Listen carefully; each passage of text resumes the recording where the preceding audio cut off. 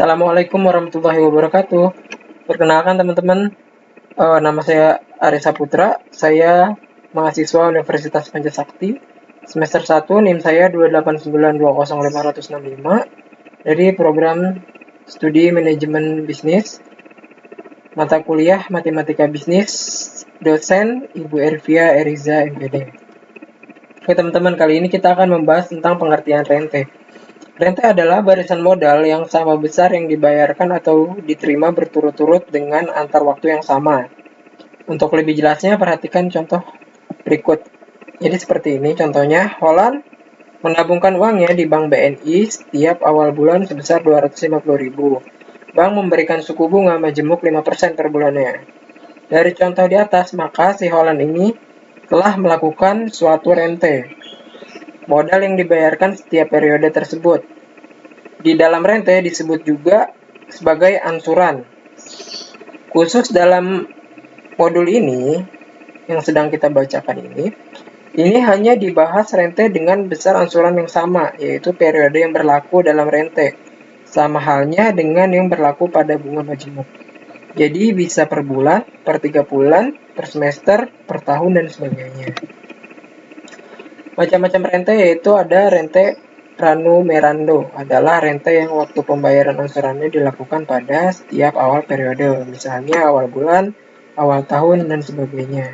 Rente postnumerando adalah rente yang waktu pembayaran angsurannya dilakukan pada setiap akhir periode, misalnya akhir bulan, akhir tahun, dan sebagainya. Dan yang ketiga ialah rente terbatas, adalah rente yang dilakukan untuk waktu yang terbatas atau tertentu, misalnya 6 bulan, 12 bulan, dan sebagainya. Yang keempat ialah rente kekal, adalah rente yang dilakukan untuk waktu yang terbatas dan tidak ditentukan. Yang kelima ialah rente yang ditangguhkan atau ditunda, adalah rente yang pembayaran angsuran pertamanya dilakukan beberapa periode kemudian. Oke, di sini ada nilai akhir rente pranumerando. Sebelumnya harus diingat bahwa pada proses rente suku bunga yang berlaku suku bunga majemuk, nilai tunai rente pranumerando ialah sekedar mengingatkan kembali nilai tunai adalah nilai modal yang tidak mengalami proses pembungaan. Nilai akhir rente postnumerando, untuk rente postnumerando ialah angsurannya dilakukan setiap akhir periode. Nilai tunai rente postnumerando prinsip sama dengan nilai tunai rente pranumerando yang sudah kita bahas sebelumnya ya. Rente kekalnya ialah dalam pranumerando ini di awal sudah dijelaskan bahwa rente kekal adalah rente yang dibayarkan untuk jangka waktu yang tidak ditentukan. Rente kekal pranumerando adalah rente yang dibayarkan untuk jangka waktu yang tidak terbatas dan setorannya dilakukan pada awal periode. Oke. Dan rente kekal postnumerando ialah pada dasarnya sama dengan rente kekal pranumerando. Hanya saja rente kekal postnumerando pembayaran angsurannya dilakukan pada akhir periode. Rente yang ditunda atau ditangguhkan, selain rente-rente yang pembayaran angsurannya pertamanya langsung dilakukan pada masa bunga atau periode pertama. Ada juga rente yang angsuran pertamanya dibayarkan setelah beberapa waktu bunga atau periode kemudian. Rente yang seperti ini disebut dengan rente yang ditunda atau ditangguhkan. Untuk rente yang seperti ini biasanya yang dihitung adalah nilai tunainya, teman-teman. Oke, kita ambil contoh soal seperti ini.